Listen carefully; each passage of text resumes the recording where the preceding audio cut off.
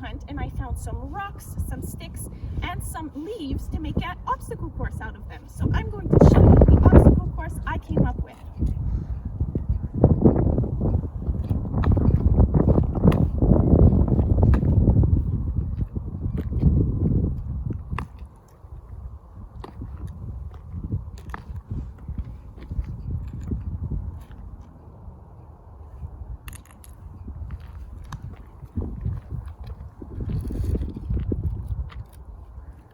I'm going to end by blowing these leaves up into the sky.